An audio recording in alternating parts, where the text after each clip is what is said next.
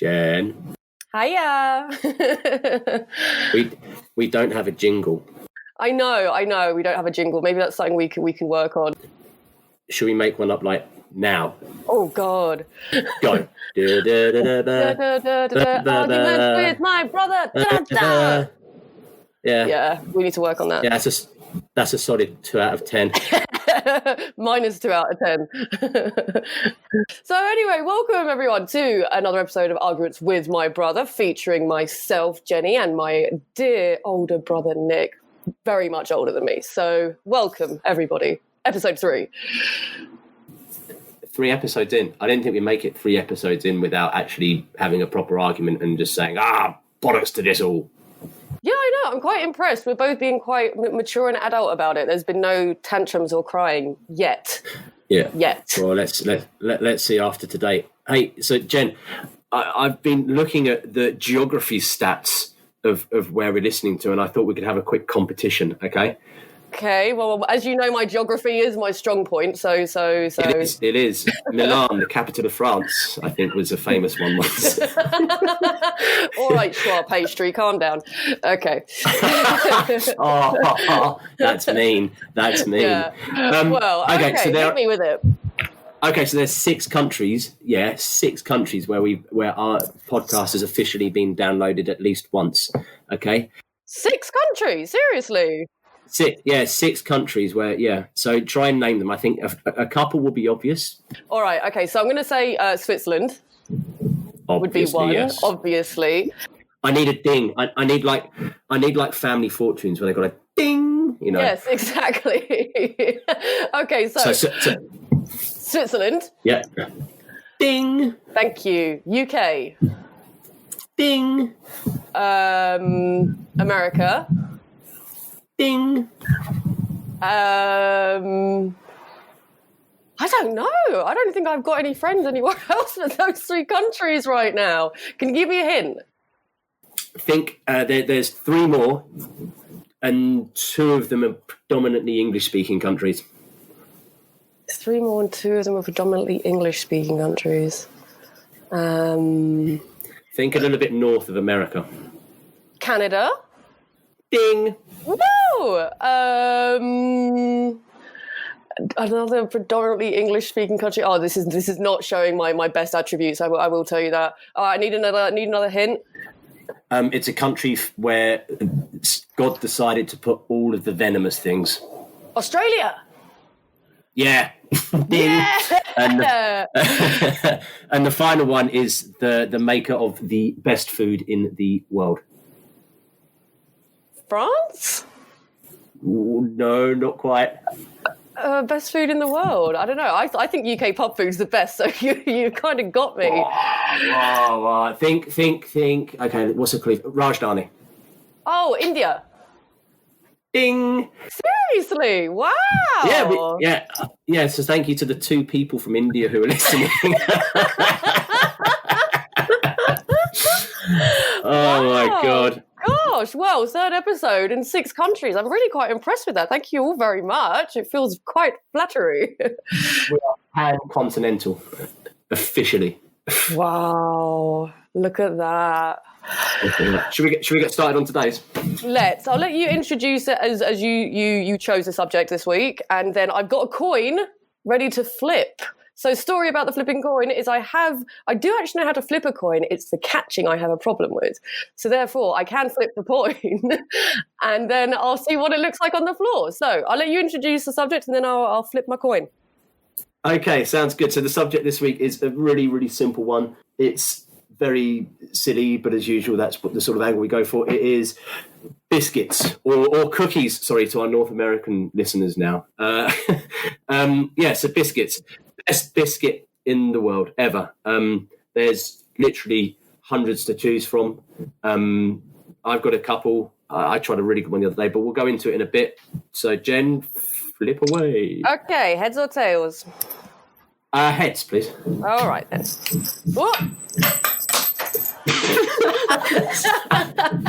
Tails it is. So therefore I go first. Wow, let's go. Okay, so yeah, biscuits. I've had quite a lot of thoughts about it. It's there's so many biscuits, so many things that you can, do we dunk the biscuit, do we not? And then as well, I also started having a debate with myself saying, like, Jaffa cakes, are they a cake or a biscuit?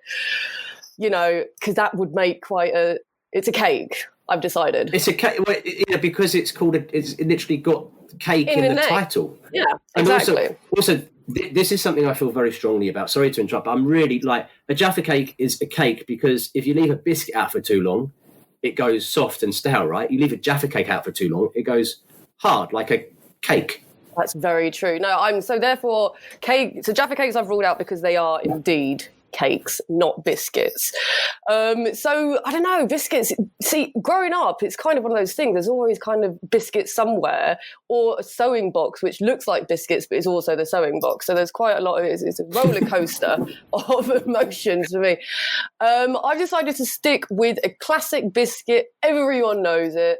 It's always probably a go-to biscuit for me. You can have it with tea. You can have it as a little snack before bedtime with some milk. I'm going to go for milk chocolate digestive biscuit. It is just the best biscuit there. I mean, you've got the chocolate. It's the right size. You can dunk it.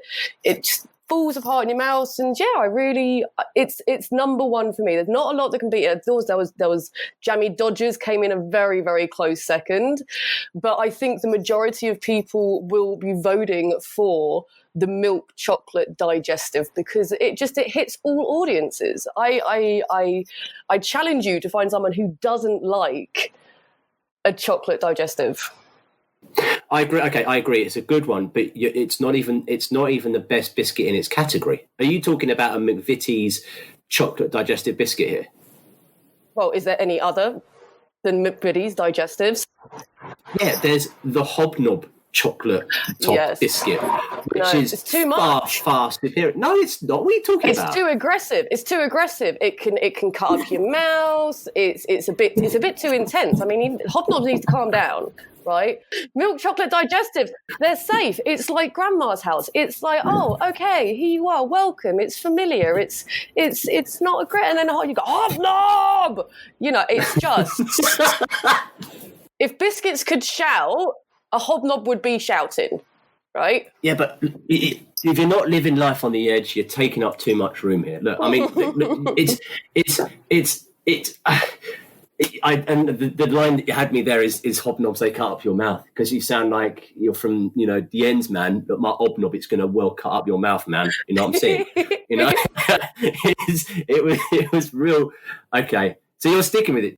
So me, it's McVitie's milk chocolate digestive, and as well, fun fact. So do you know that digestives were initially introduced to stop flatulence?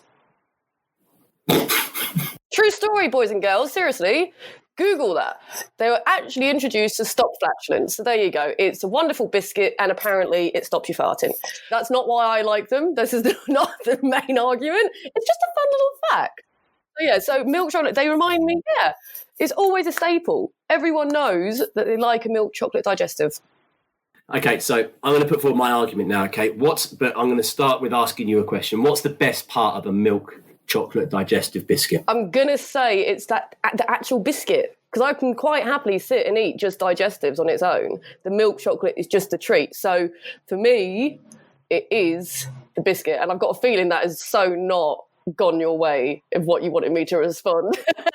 That hasn't really fit into my whole arc there. Anyway, I'll move on to that. No, I think you're wrong. The reason you're wrong is because it's chocolate finger.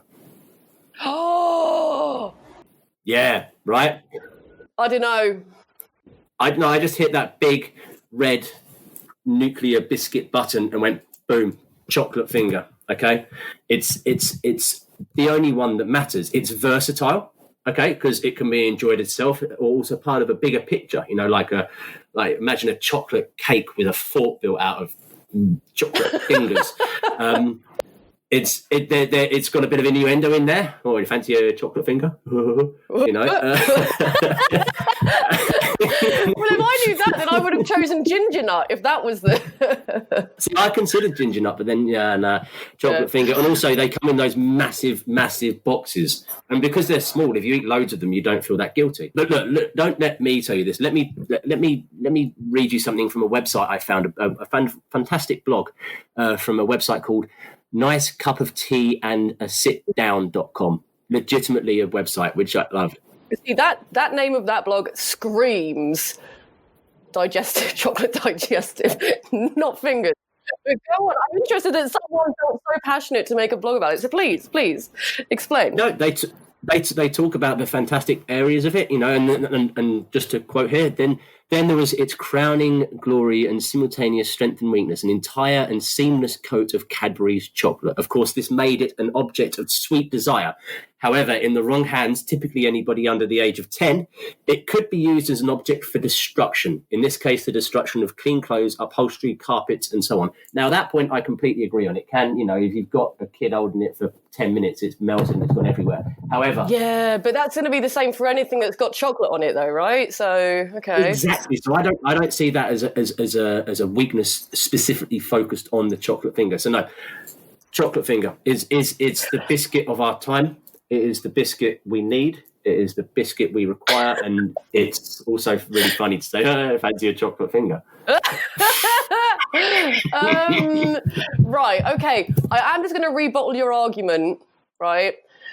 Personally, with me growing up, chocolate fingers were normally only for special occasions, hence birthday parties, Christmas parties, Boxing Days, you know, they're only for special occasions. You can't just go and buy a thing of chocolate fingers and have it in the cupboard. Digestives will always be in the cupboard, and it will always be okay because it's kind of like a grown-up biscuit, right? Because otherwise you can get mad and start getting like wagon wheels and stuff. It's just, you know, everyone needs to calm down. Don't get me started on wagon wheels. Listen, it's funny you mentioned that because the author of the blog on nicecupofteaandaSitdown.com also mentioned that that it felt that the Cadbury's finger moved in the same social circles as the After Eight Mint, you know, sort of turning up to the same events such as Boxing Day tea, you know. And so it's funny you've hit you said that, but no, I digress. No, I guarantee at least one person from this podcast who listens to it will go and pick up a box of chocolate fingers in the next week, for sure. Oh. And if that person is, and if that means I need to listen to my own podcast again and go and buy the chocolate fingers, so be it. So I'm going to ask you one last question about that, right? Okay. Do you currently have chocolate fingers in your cupboard? No, not at the moment. Right. Because we haven't been shopping for the week yet, and they don't sell them at Aldi or Lidl, from what I've noticed.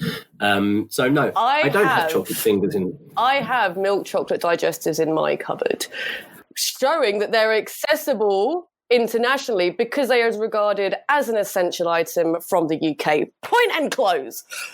No, chocolate fingers are accessible here as well. You can get them in the shop. They don't sell them in Aldi or Lidl, though, do they? They don't sell chocolate McVitie's covered digestives in Aldi or Lidl. They don't sell fingers in Co-op, which is where I get my milk chocolate digestives. Anyway, I digress. Just saying they're more accessible, which means there's more demand, which means they're a firm favourite. Internationally. You need to be very clear as well when you're talking. You need to say chocolate fingers, because if you say I don't go and buy fingers from Co-op, like so many alarm bells start ringing. You know, it's not about cannibalism. You know, I disagree. I'm sorry. It's just you can't say because something's popular it's right. You know, apparently they're putting on another fucking Mrs. Brown's Boys at Christmas because they say it's popular. That doesn't make it right. All right, Nick. Okay. All right. Calm down. I feel very strongly about this. It seems so. Well, as always, we're going to let the public decide. Please talk some sense to my brother and say that you would much prefer to have a proper round chocolate digestive biscuit with a cup of tea rather than a finger where the chocolate gets everywhere. See, there's another argument. Is a digestive biscuit is not built for a cup of tea because of its shape. A chocolate finger is when it comes to dunking, surely a chocolate finger is just No, because they'll put too much chocolate in the tea. Changes the taste of tea. No, you've got to be quick with the dunk. You've got to be like Sonic. If you could see me now, I'm actually doing the motion of ka-ding like that. And that's the noise you need to make as well. Ka-dink. Yeah. We'll let the people decide, I guess. If you've got any other great biscuits that you think could beat it, then feel free to comment on the Instagram page, which is at Arguments with My Brother, or on Facebook, which I think is the same one. Have a comment and tell us how wrong we are, and we'll tell you how wrong you are. Exactly. We can make it an Arguments with Anyone kind of comment section. Alrighty. I guess until next time. Until next time. Thank you very much for listening. Have a good day. Bye-bye now. Bye-bye.